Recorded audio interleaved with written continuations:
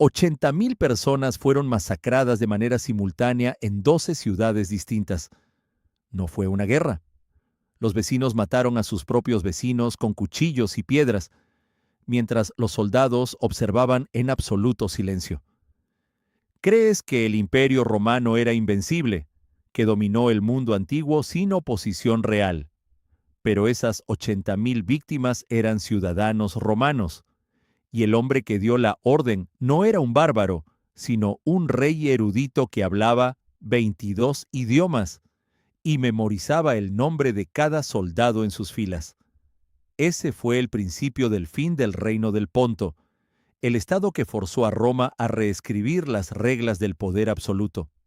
Lo que nació en esa masacre fue el terror como arma de exterminio estatal, y el hombre que diseñó esta matanza perfecta cometió un solo error esa misma madrugada, una decisión que terminó quemando su propio imperio entero. La noche oscura olía a polvo, a sudor de caballo y a miedo puro. 6 jinetes cabalgaban hacia el norte, cruzando los desfiladeros de Anatolia, sin mirar atrás. No eran conquistadores, eran fugitivos. El hombre que lideraba esta huida desesperada tenía una sentencia de muerte dictada por los herederos directos del mismísimo Alejandro Magno. Su nombre era Mitrídates. No tenía un ejército, no poseía un tesoro y no contaba con aliados. Solo llevaba consigo una paranoia absoluta que le helaba la sangre y una daga oculta en la túnica. Así, huyendo como un criminal en la oscuridad, rodeado de asesinos que respiraban su mismo aire, nació el Estado que años más tarde pondría a la todopoderosa Roma de rodillas. El reino del Ponto no se construyó sobre victorias gloriosas. Se forjó sobre el terror incesante a ser ejecutado al amanecer. Mitrídates llegó a una fortaleza en las montañas, un refugio de roca inexpugnable donde el eco de los imperios caídos aún resonaba con fuerza. Aquí tomó una decisión que los historiadores de Roma intentarían ocultar durante siglos. Y aquí radica el secreto que nadie te dijo. Los verdaderos herederos del antiguo imperio persa no fueron los partos, que cabalgaban libremente por el este. Fue esta dinastía fugitiva. Los reyes del Ponto hablaban un griego perfecto, leían a los filósofos de Atenas y esculpían estatuas de mármol blanco. Pero en la oscuridad absoluta de sus templos más cerrados, adoraban al fuego sagrado de la antigua Persia. Sus monedas mostraban a un lado el rostro de Zeus, el padre de los dioses griegos, y al otro lado el águila imperial de Ciro el Grande. Esta dualidad fue su mayor arma política, una contradicción que rompió la mente de sus enemigos y forjó un fanatismo inquebrantable. Durante los siguientes 50 años, el Ponto creció no por la espada, sino por el veneno y la sombra. La familia real adoptó el asesinato silencioso como política de Estado primaria. El miedo constante a la traición se enquistó en su ADN dinástico. Los hermanos ejecutaban a sus propios hermanos antes del desayuno sin alterar el rostro. Las madres envenenaban el vino de sus hijos herederos para asegurar que solo el más fuerte llegara al trono. La corte entera se convirtió en una trampa mortal, donde confiar en la persona equivocada significaba morir retorciéndose en el suelo de mármol pulido. Para sobrevivir en este abismo de paranoia, desarrollaron una ciencia oscura. Los médicos de la corte del Ponto dejaron de curar enfermedades comunes para dedicarse a estudiar cada toxina extraída de las montañas. Cada príncipe crecía sabiendo que su vida pendía constantemente de un hilo invisible. Esta obsesión macabra por la supervivencia extrema creó un tipo de líder que el mundo antiguo jamás había enfrentado. Un monarca que no temía a los ejércitos enemigos, porque sabía que su mayor campo de batalla era su propio comedor. En el año 120 antes de nuestra era, la situación interna alcanzó un punto de quiebre absoluto. Una reina viuda, cegada por la ambición, ordenó el asesinato sistemático de sus propios hijos varones para aferrarse violentamente al trono. Uno de esos niños, apenas un adolescente asustado, logró escapar del palacio ensangrentado en la mitad de la noche. Huyó hacia los bosques helados del norte con la misma desesperación primaria con la que su ancestro había huido de los generales de Alejandro. Vagó durante 7 años interminables por la naturaleza más salvaje, completamente solo, comiendo raíces amargas, cazando bestias salvajes con las manos desnudas y bebiendo sangre de caballo. Cuando el niño regresó de los bosques oscuros, ya no era humano. Era una máquina de cálculo diseñada por la naturaleza más cruel. La noche que entró a la capital no hubo batalla. Encerró a su madre en una celda subterránea hasta que se pudrió en soledad. Luego ejecutó a sus hermanos, uno por uno, sin un solo remordimiento. Acababa de tomar las riendas de un imperio fantasma. Su obsesión con el veneno mutó en una estrategia de inmunidad biológica. Comenzó a consumir dosis de veneno letal todos los días, una rutina que transformó su cuerpo en un fuerte inexpugnable. Esta práctica lo hizo invulnerable a la traición interna, pero ignoraba que esa misma invulnerabilidad física sería la arquitecta de su castigo final. La niebla del amanecer cubría el inmenso puerto de Éfeso con un manto gris y mortalmente silencioso. No llegaron naves de guerra romanas, no desembarcaron legiones con armaduras brillando bajo el sol. Llegaron solo 5 hombres vestidos con togas blancas, caminando con lentitud, llevando pesados libros de contabilidad bajo el brazo. Eran ciudadanos intocables de la República Romana y traían consigo el arma de aniquilación masiva más letal inventada por el hombre antiguo, la aplastante deuda. Las ciudades de Asia Menor eran las joyas de la civilización. Sus amplios mercados rebosaban de sedas puras y sus enormes bibliotecas albergaban el vasto conocimiento del universo entero. Pero muy lejos, al otro lado del ancho mar, en la ciudad de Roma, una nueva raza de depredadores financieros había tomado el firme control de todo el poderoso Senado y de sus leyes inviolables. Se hacían llamar los famosos publicanos, enormes corporaciones privadas formadas por cobradores de impuestos brutales, despiadados hombres de negocios con permisos estatales explícitos para saquear continentes enteros sin la más mínima supervisión legal. Su efectivo método operativo en las provincias orientales no dejaba cadáveres desmembrados ni rastros de sangre fresca en las frías calles de piedra tallada. Dejaba sociedades milenarias ricas convertidas en simples cenizas económicas ahogadas. Aquí radica la amarga verdad histórica que los académicos siempre ocultan por pura vergüenza institucional. La aplastante Roma nunca conquistó el antiguo Oriente valiéndose de la superioridad militar y táctica de sus temibles legiones imperiales. La República destruyó prósperas civilizaciones enteras y ricas, usando simples banqueros silenciosos armados con pergaminos mortales. Cuando la capital heredó el reino de Pérgamo mediante un oscuro testamento real manipulado en las sombras, no envió eficientes gobernadores justos para administrar la prometida paz duradera de los antiguos ciudadanos. Subastó fríamente los derechos exclusivos de recolección de impuestos de toda la inmensa y rica región asiática, al mejor postor directamente en los foros bulliciosos de la ambiciosa capital italiana.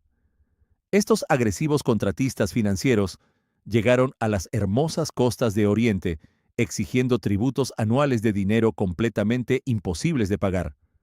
Las gigantescas cifras asfixiantes estaban diseñadas deliberadamente para lograr aplastar y quebrar irreversiblemente cualquier sana economía en crecimiento. Cuando los líderes locales desesperados y los muy respetados sumos sacerdotes acudían de rodillas para suplicar algo de piedad sincera ante los delegados, los representantes de Roma ofrecían con una sonrisa amable una urgente salida aparentemente generosa ante la enorme desgracia. Un enorme y oscuro préstamo financiero proveniente del Senado. Un letal crédito que arrastraba tasas de interés extremadamente abusivas del despiadado 48% de cobro anual constante en el tiempo, representaba indiscutiblemente una trampa matemática mortal de la que ninguna respetable nación soberana de toda la vasta antigüedad lograría jamás escapar en la violenta historia del hombre civilizado. El invencible sistema financiero colapsó inevitablemente a favor de los perversos hombres de togas blancas, llegados directamente de la rica península itálica. Los sagrados fondos públicos de todas las reservas locales se evaporaron totalmente en los primeros 3 infernales meses de la brutal ocupación imperial romana y cobro fiscal continuo. Después de arruinarlos por completo, las implacables herramientas de extorsión forzaron la dolorosa fundición de las brillantes estatuas que adornaban cada santuario sagrado. La fundición masiva destruyó de inmediato un arte venerado de más de 500 años de existencia pura. Cuando hasta el último gramo de plata y oro desapareció para siempre en los inmensos barcos de carga romanos, los impasibles cobradores comenzaron a cobrarse la impagable deuda, utilizando el único recurso físico que todavía conservaba valor real en el despiadado mercado internacional. Familias enteras, padres, madres y pequeños niños, fueron subastados masivamente como simples animales de carga. El destino del Asia Menor quedó sepultado para siempre en un enorme y muy oscuro vacío sepulcral absoluto. Tú crees ciegamente que el poder imperial se mide por la cantidad de soldados que marchan bajo el sol abrasador. Detente un segundo y mira de cerca la verdadera maquinaria del terror. El niño aterrado que sobrevivió en los bosques oscuros comiendo raíces salvajes ya no era una víctima asustada, huyendo de asesinos invisibles en la noche de Anatolia. Ahora era Mitrídates VI, el hombre que transformó el miedo paralizante en un arma política de destrucción masiva, perfectamente diseñada. Y mientras Roma enviaba a sus arrogantes cobradores de impuestos con togas impecables para asfixiar lentamente a cada ciudad costera bajo montañas interminables de deudas imposibles, él observaba en silencio desde la cima nevada de su fortaleza inexpugnable. Sus espías no llevaban dagas manchadas de sangre, sino pergaminos ocultos y mensajes cifrados escritos en 22 idiomas distintos. ¿De verdad pensabas que las 80,000 personas masacradas de las que te hablé al principio murieron por un arrebato de furia irracional de un bárbaro sediento de sangre? Esa es la brillante y cómoda mentira que los cronistas romanos grabaron en mármol blanco para ocultar el fracaso colosal de su república corrupta. La masacre simultánea en 12 ciudades no fue una guerra convencional, ni un levantamiento popular caótico nacido del hambre.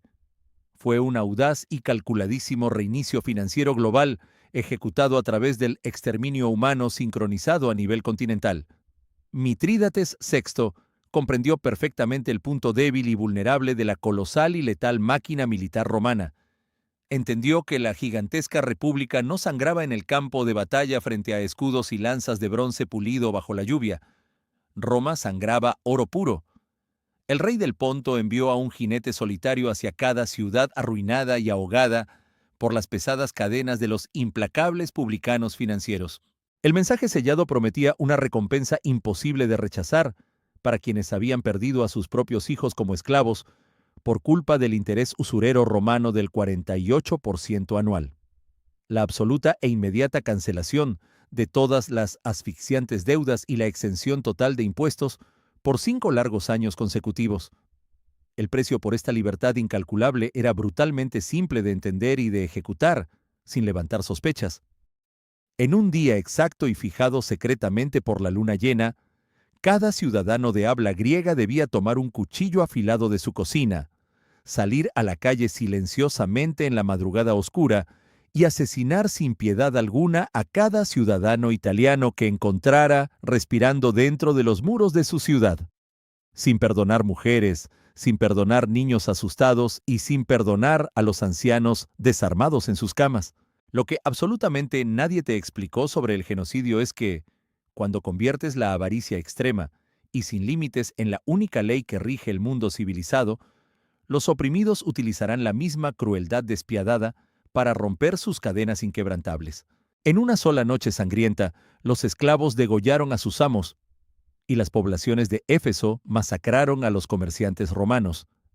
Mitrídates VI no solo arrebató una provincia a Roma, destruyó de un golpe su flujo financiero internacional, obligando a las poblaciones a mancharse las manos de sangre para que nunca pudieran rendirse. Todos quedaron condenados a luchar junto a él. El Senado, humillado y furioso, respondió enviando a Pompeyo, quien arrasó sistemáticamente tierras, bosques y ciudades sin piedad. Entonces Mitrídates descubrió con horror que el terror de Estado es una navaja de doble filo que siempre termina cortando la mano de quien la empuña. Su vasto imperio jamás fue derrotado militarmente en campo abierto. Se desintegró desde adentro en menos de 10 meses, devorado por la paranoia obsesiva del propio rey.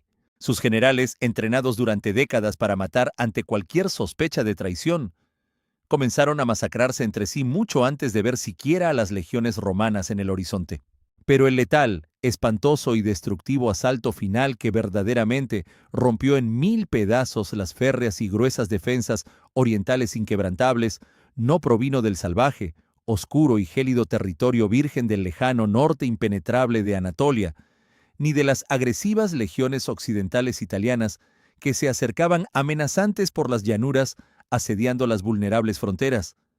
Llegó de forma letal, espantosamente dolorosa, traicionera e increíblemente veloz del mismísimo, único e indudablemente solitario, sagrado y seguro refugio vital, y humano cálido en el universo entero, que el asustado y totalmente agotado anciano monarca asiático creyó tener absoluta y completamente resguardado, pacificado y fielmente atado a su sombrío destino histórico, bajo estricto juramento sagrado, hasta poder dar su último suspiro en su lecho. Su mismísimo hijo biológico de sangre pura, directa, real e intocable. El frío, gélido y terriblemente calculador, príncipe guerrero sucesor innegable y heredero absoluto del trono asiático llamado Farnaces, analizó minuciosamente con una exhaustiva y objetiva mirada todas las brutales, asquerosamente crudas y absolutamente inhumanas matemáticas letales y racionales de la pura y simple extrema supervivencia biológica egoísta y darwiniana que su exigente padre le inyectó. Entregarle cobardemente el masacrado y desangrado país rendido, pasivo y sumiso sin pelear ni batallar un ridículo segundo más a aquel aplastante y arrogante conquistador, extranjero invasor, simplemente para poder sobrevivir ileso y gobernar posteriormente como un rey marioneta sobre un mar infinito e inerte de tristes, macabras y espantosas cenizas humanas humeantes y huesos triturados, resultaba innegablemente ser la más alta, genial e inmensamente superior maniobra táctica suprema. Era infinitamente mejor que morir asesinado y masacrado de forma estúpida y completamente inútil, intentando resistir fanáticamente la aplastante y veloz caída monumental de aquella rígida, inflexible y putrefacta estructura podrida de gobierno ciego que implicaba una indudable sentencia definitiva de aniquilación y tortura. La oscura, silenciosa y mortífera rebelión traicionera total orquestada masivamente desde el cálido interior palaciego, a las débiles y muy vulnerables espaldas traicionadas del longevo monarca, acorraló de forma rápida, decisiva y definitivamente brutal al fatigado y testarudo gobernante. El asedio incontrolable y ensordecedor lo arrinconó violentamente en el oscuro, cerrado y gélido último nivel supremo de la torre defensiva, más infranqueable, construida enteramente de gruesa e impenetrable piedra basáltica negra, exactamente al mismo tiempo que la completamente ciega, salvaje y enfurecida tropa insubordinada destrozaba a constantes e imparables golpes de hacha las enormes y blindadas puertas sagradas. El acorralado soberano anciano observó fijamente y con una muy sofocante angustia aplastante, a través de una angosta e inaccesible minúscula y rústica abertura en el inmenso y profundo muro protector de piedra gélida, entendiendo al fin el humillante destino aterrador, abominable y deshonroso que pronto le aguardaba pacientemente abajo si caía con vida. Sabía indudablemente el horrible padecimiento sádico que le infligirían en la cruel e inmensa metrópoli de Italia. Sería fuertemente sujetado, amarrado y vilmente arrastrado, mientras sangraba profusamente usando pesadísimos grilletes forjados de infecto metal corroído frente a una incontrolable turba eufórica en todo el centro neurálgico imperial. Sería escupido por miles de ignorantes ciudadanos foráneos durante semanas enteras de exposición vergonzosa, antes de ser asfixiado muy lentamente y sin clemencia hasta expirar ahogado, de forma repugnante en el fango negro de un pozo carcelario. Evitando aquel atroz tormento sin salida, destrozó rápidamente su místico anillo real, exponiendo el famoso y pálido polvo de toxina, extremadamente venenosa, letal, instantánea, altamente refinada y brutalmente arrasadora de corazones. Vertió todo el oscuro veneno silencioso y destructivo muy cuidadosamente dentro de su pesada copa de oro puro, rebalsando del dulce vino añejado brillante. Lo bebió hasta el fondo buscando la anhelada muerte inminente. Esperó pacientemente el rápido alivio oscuro dentro de esa aislada estancia de roca durante un infinito e insoportable minuto completo. Escuchó el temible sonido de la madera noble rompiéndose, y ahí descubrió brutalmente cómo la perfecta trampa estructural de su asombrosa inmunidad vital biológica, creada de manera absolutamente obsesiva y paranoica, tras incalculables décadas infinitas de extremo terror, devorando incesantemente mortales toxinas crudas de animales salvajes y venenos vegetales potentes para evitar el magnicidio cobarde en los fríos comedores palaciegos, detonó cruel e irónicamente en su mismísimo y frágil interior biológico. Su impenetrable y divino organismo fortificado celularmente era total y completamente inmune al poderoso veneno letal extranjero que consumió, buscando el ansiado alivio eterno final. La asombrosa toxina instantánea no le causó absolutamente ni un solo y minúsculo rastro de daño físico a su viejo e invicto cuerpo acostumbrado al dolor interno tóxico.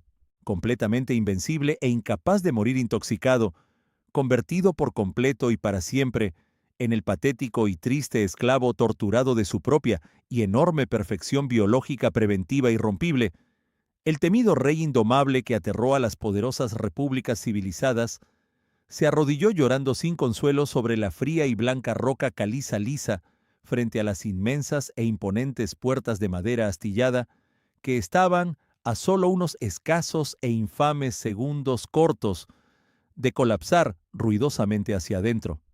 Derrotado y hundido, se vio forzado a arrastrarse en el suelo y rogarle desesperadamente con la voz quebrada a un gigante mercenario forastero de origen celta, pagado con simples y comunes monedas de oro, acuñado extranjero, que rápidamente desenvainara su tosca y ancha espada de hierro sin brillo y que por favor le perforara bruscamente el corazón, para poder escapar de su propia invencibilidad celular de pesadilla. Tú creíste ciegamente durante estos 20 minutos que presenciabas la fascinante crónica militar sobre cómo la inquebrantable República Romana aplastó y borró del mapa a un exótico y peligroso reino oriental. Esa es la narrativa superficial que te enseñaron minuciosamente en la escuela para que pudieras dormir tranquilo por las noches, confiando fielmente en que el orden racional siempre termina triunfando de manera inevitable sobre la caótica tiranía bárbara. Pero detente un momento y mira de cerca los oscuros rostros de las triunfantes legiones que regresaron a la capital italiana. Abre bien los ojos y observa la inmensa procesión de la victoria del invicto general caminando orgulloso por las bulliciosas calles de mármol blanco de su metrópoli ancestral. Los exhaustos pero eufóricos soldados trajeron consigo incalculables toneladas de oro puro, miles de exóticos esclavos encadenados del cuello y montañas de relucientes joyas preciosas saqueadas sin piedad de los lejanos palacios arrasados. Sin embargo, la carga histórica, más letal, destructiva e insidiosa que los soberbios generales arrastraron inadvertidamente hacia el mismísimo corazón político de su civilización, no brillaba bajo el radiante sol del mediodía. Lo que realmente cruzó las invulnerables puertas amuralladas de su inmensa capital no fue un vasto tesoro monetario, sino un letal virus ideológico de diseño perfecto. Recuerda la sombría montaña solitaria del principio de nuestra narración, aquella gélida y oscura fortaleza indestructible donde un brutal rey fugitivo fusionó la fría paranoia extrema con el poder político absoluto de un tirano que exige adoración inquebrantable de todos sus desdichados vasallos. Ese exacto modelo opresivo y asfixiante de poder ilimitado en las manos manchadas de sangre de un solo hombre inalcanzable flotaba de manera invisible pero letal en el aire viciado que los guerreros romanos respiraron ávidamente al saquear aquellos lujosos salones orientales caídos en desgracia. El gigantesco sistema republicano europeo, diseñado durante casi 500 años para impedir la concentración del poder absoluto en las temibles manos de un solo dictador militar, de repente se sintió inútil, obsoleto e insoportablemente anticuado para sus propios líderes de batalla. El adorado general triunfador que decapitó de forma definitiva la inmensa amenaza asiática, volvió a casa embriagado y profundamente intoxicado por ese mismo veneno autocrático que juró erradicar violentamente de la tierra. La incalculable riqueza oriental, inyectada súbitamente en la estancada economía europea, destruyó de forma instantánea el frágil equilibrio político de sus magistrados, y los ambiciosos generales, viendo la asombrosa facilidad con la que el difunto monarca manejaba multitudes ciegas, decidieron en las sombras imitar con total precisión sus crueles métodos tiranos. Apenas unos pocos años después de aquella victoria militar definitiva en el este asolado, las seguras calles de la capital italiana se inundarían abundantemente de la sangre carmesí de sus más ilustres ciudadanos. El frágil Senado sería silenciado a golpes de espadas manchadas por sus propios hijos amados, y la misma República Dorada desaparecería por completo consumida por las ardientes llamas de su ciega codicia insaciable. El paranoico rey oriental envenenado que diseñó la masacre simultánea perfecta y suplicó una muerte miserable de rodillas en su oscuro encierro, nunca fue realmente vencido. Simplemente transmutó y corrompió ciegamente el alma entera de quienes fueron a destruirlo. Su estado físico desapareció devorado por el fuego de las legiones de Roma, pero su oscura esencia tiránica y fuertemente opresiva, el inmenso terror al puñal ajeno en la espalda y el deseo delirante de deificación en vida, conquistaron rápidamente el gigantesco corazón político de sus vencedores. Ellos cortaron brutalmente la cabeza de la serpiente venenosa con su impecable espada templada, sin saber jamás que en ese preciso momento victorioso se estaban inyectando para siempre el mismo veneno letal que terminaría por asesinar de manera cruel a toda la valiosa humanidad libre que conocían. Lo que aplastaron en el este bajo el lodo ensangrentado no fue un imperio enemigo, fue el espejo aterrador de su propio futuro oscuro, del que tú todavía no has logrado escapar.